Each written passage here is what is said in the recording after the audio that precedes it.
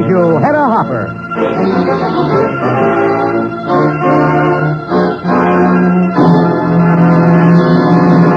Hedda Hopper, who daily reports to 30 million readers in America and 8 foreign countries, now reports to you on the air. Here is Hedda Hopper's Hollywood, from the desk by the window looking right down on Hollywood and Vine.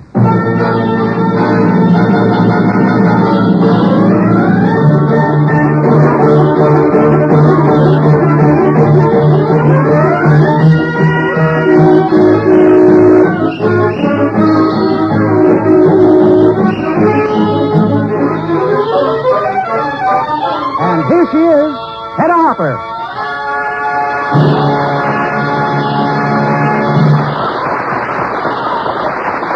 Hello, everybody. Look over my shoulder while I write my column. We'll have news about famous people here in Hollywood and everywhere, and personal visits with Preston Sturgis, Mel Torme, Jan Sterling, and Paul Douglas. Okay, let's go.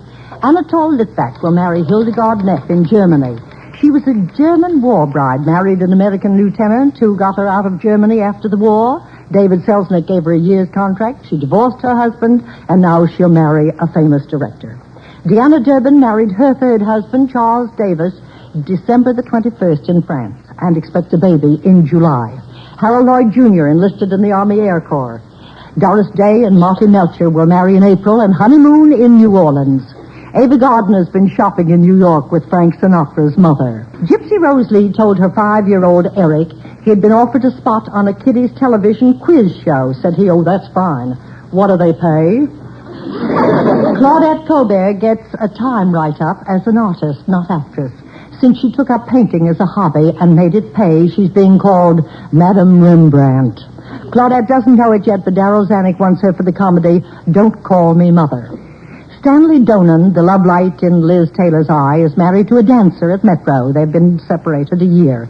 I asked Stanley if he and Liz were free today, would they marry tomorrow, and he replied, "I doubt it." Next month, a brand new musical comedy called Break It Up, starring Cesar Romero, will open here in Hollywood. Destination, Broadway. The words and music of its songs are written by, guess who? Lucky in love, lucky in love. What else matters if you're lucky in love? Yes, the young man who you always think of as only a singer. He's 25. But at the age of 15, he wrote his first hit parade tune, Lament to Love. Of course, it's none other than the idol of the teenagers, Mel Torme. I stand ace high with a beautiful queen. I say I'm lucky in love. If you take me, that'll make me oh so lucky in love. I don't care what the future will bring. If we're there together, it won't mean a thing. I'll say I'm lucky in love. If you trust me, then we must be oh so lucky in love.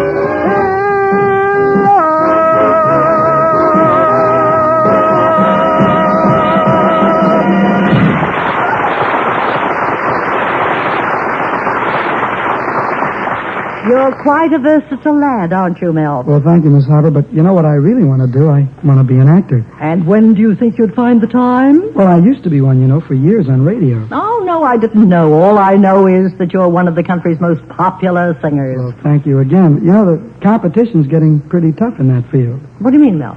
Do you remember a song I did in Words and Music, Blue Moon? Well, of course I remember. Did you write that? No, but it's always sort of been considered my song. Just tonight I was listening to Perry Como, who to me is a wonderful, casual, relaxed singer. Miss Hopper, why did you have to steal my song? Steal?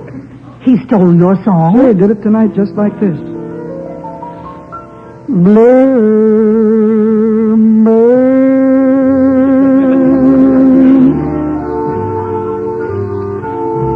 you saw me stand to glide without a dream in my heart,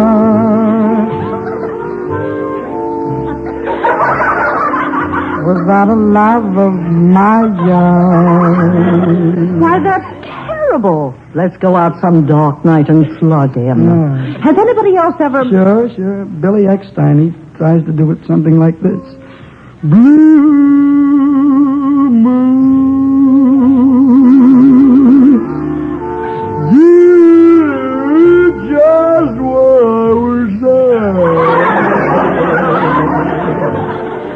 You heard me saying a prayer for someone I really could. Sinatra. And then there suddenly appeared before me the only one my arms could ever hold. Ezio Pinza. I heard somebody whisper, please adore me. And when I looked, then I turned to gold. Frankie Lane. Well, now, blue moon. Now, I'm new low. Without a dream in my heart.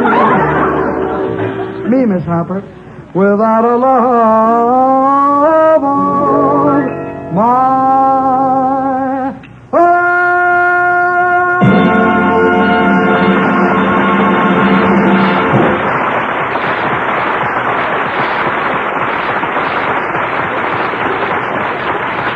And he writes serious music, too. His California Suite is being considered for a performance in the Hollywood Bowl next summer. Major David Crocker named a weapons carrier in Korea the Hedda Hopper. It carries machine guns, mortars, and other deadly weapons, and I hope the commies get a big bang out of it. Helen Hayes told me she'd play only in pictures that have a spiritual uplift. She said, I'm tired of writers who criticize the human race and ignore the wonderful divinity of the spirit. And since she signed to do a picture in Hollywood, she's a big star to her son Jamie, who's 13. Joe Mankiewicz got the Academy Award for the screenplay of A Letter to Three Wives, which Vera Casberry adapted from John Kempner's novel. Kempner's making news himself these days. He's working with Clara Bow daily on her life story, with 3 studios bidding for it. Errol Flynn, home from the hospital, won't have to be operated on. He's in rare form. His wife, Pat, said our boat in the Mediterranean looked like Noah's Ark.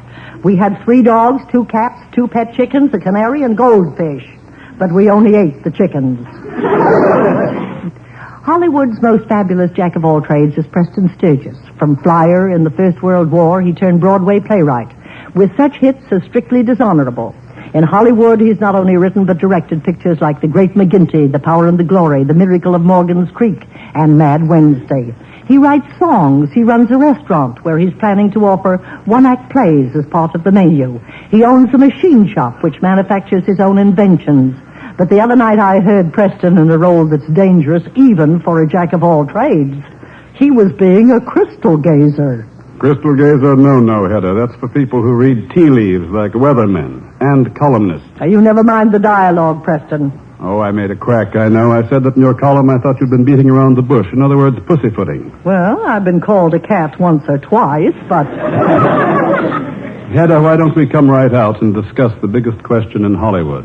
With falling box office, rising prices, television, are the movies on the skids or aren't they? You brought it up.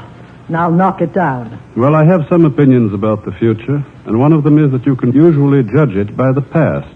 Whenever the motion picture industry has seemed to be in its gravest danger, it has actually been shedding its skin in order to grow bigger and stronger. This happened a long time ago at Fort Lee, New Jersey, then in New York, then in Hollywood. One day a terrible thing was perfected. At least they thought it was terrible. It was called sound film, and it seemed to ring the knell for the great art of motion pictures. But that's just the way our gloomy gusses are talking today, Preston, about, if you'll excuse the expression, television. I think they're barking up the wrong tree. As a matter of fact, Hedda, I think that television will make the movie industry sharpen its wits. Too much security is bad for art. Competition is good for everything. That's point one. I believe, furthermore, that the future of the motion picture is to a great extent television, and by the same token that the future of television is the motion picture. This should be a very fine wedding. But you're not counting on Hollywood weddings, Preston. You know how short they are. I'd like to say something witty about witty women, Hedda, but I can't think of anything witty to say. All right, Preston, but you're the one who's beating around the bush now. What do you think of the future of movies as they are? Well, I think the film factories in Hollywood, London, Paris, and Rome are pretty good, considering the enormous amount of product they have to turn out. But the way these efforts are presented is something else again. You mean our exhibitors will have... I think the exhibitors are going to have to be a little more amiable, a little more polite, and sit up a few nights thinking of how to give a little more service to their patrons. At the present time, their ideal seems to be to have as long a queue as possible, waiting as long as possible in surroundings as uncomfortable as possible, preferably outside in a rainstorm. Or in any other line of business, the patrons would be supplied with rubbers, raincoats, umbrellas, free sandwiches, folding stools, and hot coffee. You know, our producers will love you for that, but I don't think the exhibitors will. But now, get down to cases. What about television? Where will our audiences come from if people stay home? Okay, the $64 question. I believe television is wonderful. Radio is wonderful. Sound film is wonderful, and the legitimate stage is wonderful. Each has its place and is really a part of that wonderful institution called the theater. Yes, Preston, as Shakespeare said, the play's the thing. The way it's brought to us is secondary. Right, Hedda. No matter what the medium is, it's the theater that brings riches to the poor, laughter to the sad, music, consolation, adventure, romance, the unattainable. Long live the theater. And long live Hollywood. With a brighter future than ever. That's a lovely sight in your crystal ball. Thank you so much, Preston Sturgis.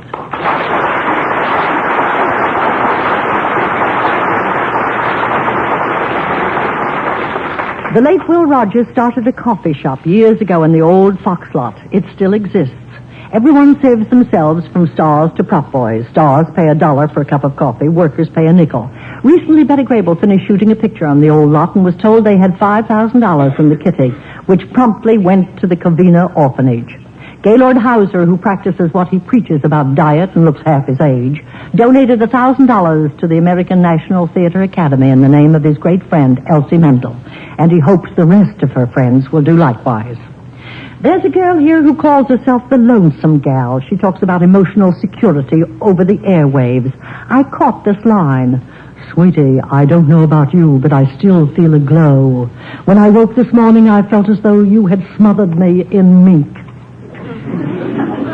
On New Year's Day, I nominated Jan Sterling for stardom in 1951. The prediction was good, too, because she's being starred in Paramount's Ace in the Hole. You may remember I asked Jan what she considered to be the most important achievement of her career, and her answer was, I married Paul Douglas. No foolish girl, Jan. So I invited her to demonstrate her wares more fully in one of my later columns. I mean both her ability and her achievement. But I was a little surprised when she told me the kind of tender marital scene she'd like to play tonight with Paul Douglas. Listen. Yeah, you married a big man. I give you a phonograph, plays 24 records, different sizes. That's for different sized heads to listen, I suppose. A radio that gets china, clear as a bell, also television. Except there's no television to get here. We're too far away. Only television set in town. Very useful. Like playing tennis without a ball. What do you want me to do about it? Build your personal broadcasting station? You don't need a station. Just yell a little louder. I will. Shut up. Yes, it's a scene from Letter to Three Wives, the Oscar-winning picture that exploded Paul Douglas into stardom. And now he'll soon star in 20th Century's picture, 14 Hours. But tonight, Jan gets her first opportunity to play opposite Paul by appearing as his wife, Laura May. Perhaps you remember that picture. It was the one that was narrated by the voice of a girl you never saw, a girl who came between Laura May and Porter Hollingsway, a girl named Addie, who sent the famous letter to three wives.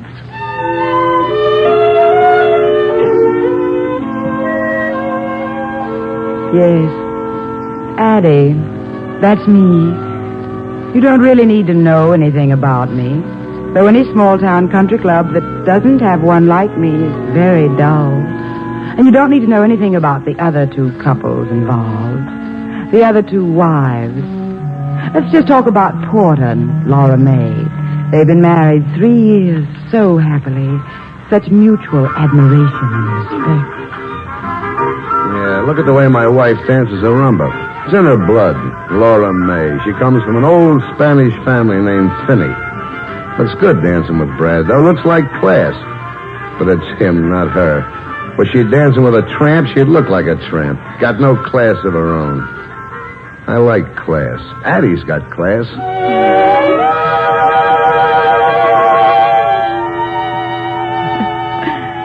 You see the situation. You can imagine how Laura May felt when I wrote that letter to 3 wives. Here, I'll open it, girl. So Addie's left town. Well, who cares? A goodbye note from her can't spoil our day. In fact, Addie Ross never saw the day she could spoil my day. Did I get enough days into that? Oh.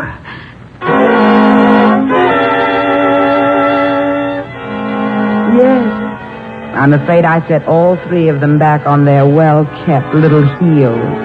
Because what I wrote was that the husband of one of them, whose name I carelessly omitted, had left town with me. Just who does she think she's kidding? If I ever catch up with that character, I'll tear her apart.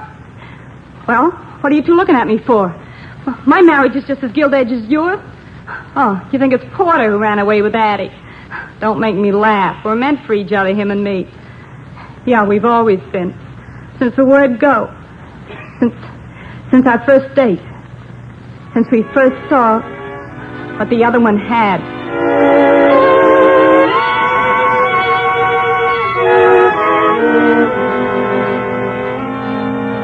You listen to me, Laura May Finney. That man has 7 department stores in this state, and what have you got? A job in just one of his notion counters. Huh! If Porter Hollingsway's taking you out, there's only one notion in his head. All right, Ma. I'm going to disgrace the fair name of Finney. Wait till it snows and throw me out in the street. He's 35 if he's a day. No decent daughter of mine is going to... The last time, Ma, I tell you, I know what I'm doing. There's nothing wrong with it. Nothing wrong? Well, if it rains, all you wind up with is a steak dinner. Listen, it's him already. All right. Don't listen to me. You only got ears for a Cadillac. Go on, get out there. There's plenty of time. Anybody wants me can come in and get me. This ain't a drive-in. Laura May. At least, can't you? Well, if it was me, dear, at least I'd wear something to show more of what I got. Maybe something with beads. What I got don't need beads.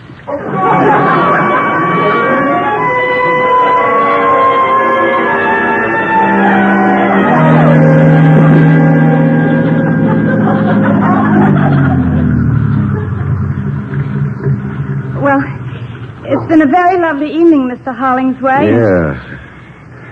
You don't have to go in yet. What was the name of that green stuff? It tasted just like peppermint. Cream the mint. So strong, wasn't it? Wouldn't hurt a baby.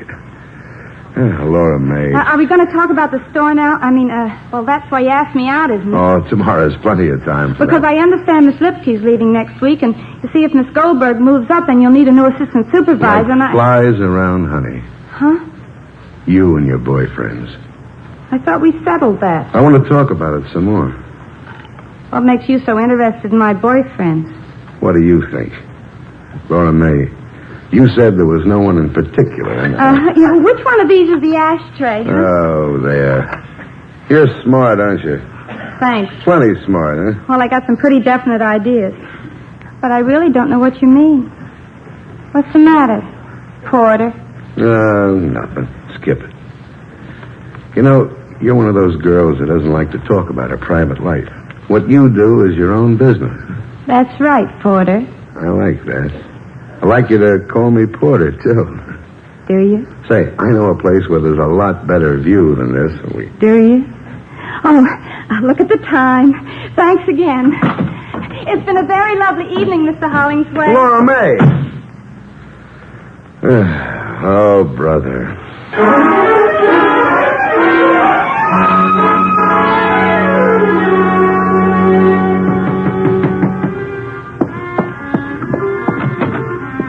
Oh, it's you. Yeah.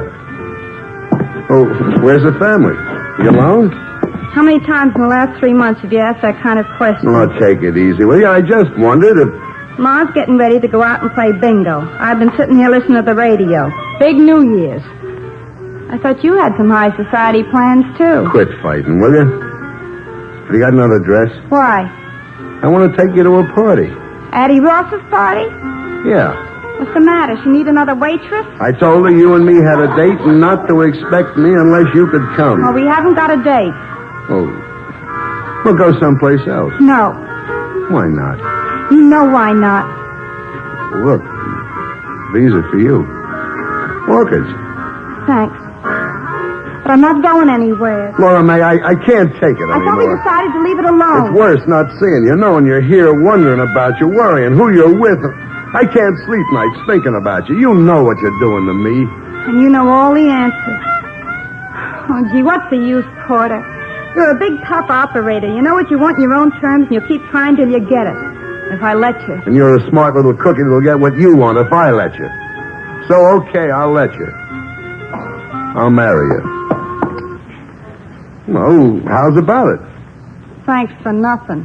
Well, what kind of an answer is that? I don't know. I just felt like it. But we'll do all right, kid. We're starting out where it takes most marriages years to get. An even trade out in the open. No jokers. You'll see, Laura May, you've made a good deal. How's about it?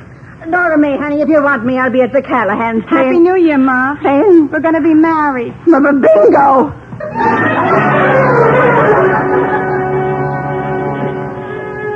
Yes, Laura May. You remember 3 years ago what a solid, firm footing your marriage is based on. Letter to 3 wives? No. It's a letter to one, isn't it? You know how we always missed what I had to offer. I don't know whether Porter ran off with Addie Ross or not. But get this. I don't care. I got everything I want. Well, haven't I? Haven't I?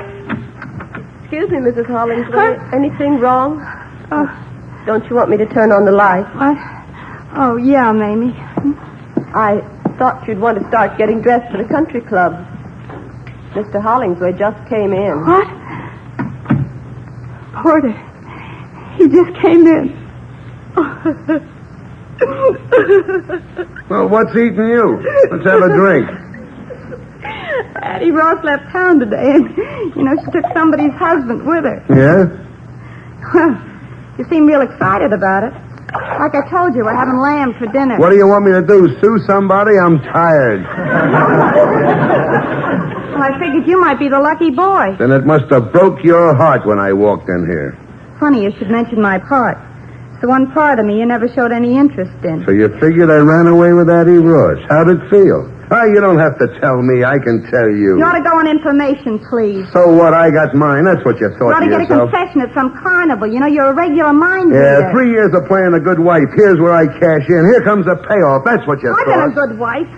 The best wife your money could buy. Strictly cash and Well, carry. isn't that what you wanted? Did you ever stop to think, Porter, in over 3 years, there's one word we never said to each other, even in fun? To you, I'm a cash register. You can't love a cash And I'm register. part of your inventory. You can't love that either. All right. Okay. Mix me a drink, too, huh?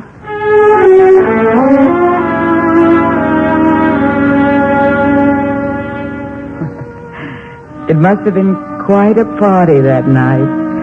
The 3 happy couples, minus 1. 5 people, and 4 of them so sympathetic to the 5th. Yes, the poor other girl whose husband hadn't come home. So lively there might have been a corpse under the table. And that poor other girl sitting there, and sitting there, and sitting there until Porter couldn't stand it anymore.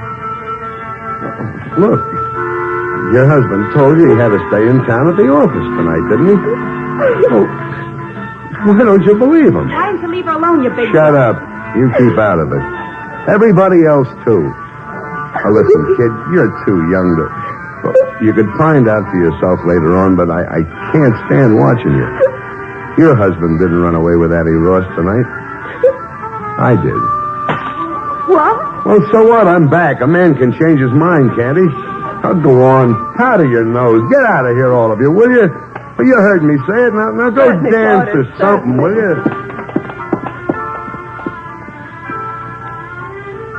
So it was you. Wasn't no king of Siam. You wouldn't have had to ever tell. But I'm dumb, so I did. Who cares? In front of people, too. Special. To you. They all heard me say I ran away with another woman. All right, that does it. You got everything you need. You can take me for everything you'll ever want. Sue and collect, baby. Sue and collect. Like always, Porter. When you start knocking on that brandy bottle, you come up with anything. I guess I stopped listening, because if you said something, I just didn't hear it. Laura May. The big gorilla. Baby. We're making like saps. Come on. Let's dance. It's a rumba. Oh, shut up. Let's dance.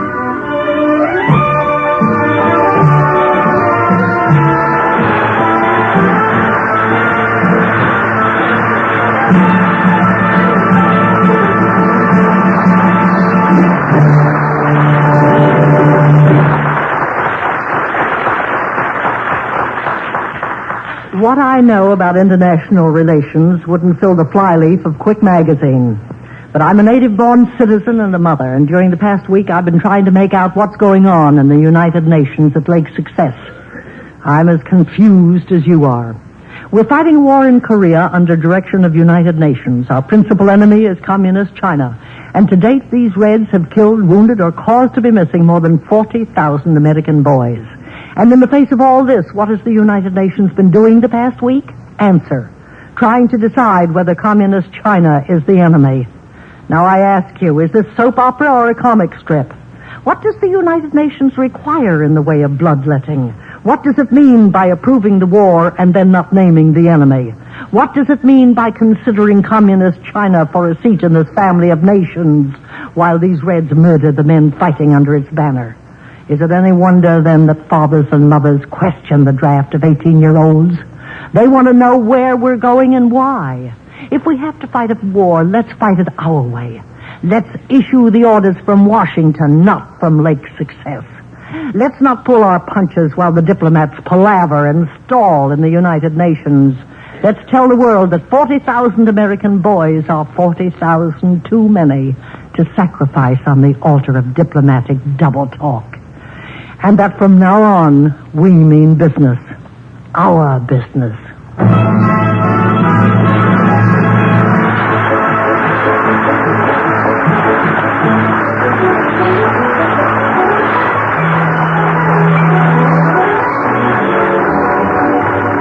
Next week, NBC will again bring you Hedda Hopper with news of the stars and the stars that make news. We'll meet one of Hollywood's most colorful gentlemen, Mike Romanoff. A musical visit with Vic Damone, comedy with Alan Young, and a dramatic highlight starring Burt Lancaster. Good night, everybody. The preceding was transcribed. Monday is for music on NBC, and tomorrow evening, Ezio Pinza stars in the Telephone Hour. Among his selections will be 2 songs from his forthcoming motion picture, Mr. Imperium. And tomorrow, the Boston Pops Orchestra begins a new Monday evening series of classical and light classical concerts under the baton of Arthur Fiedler.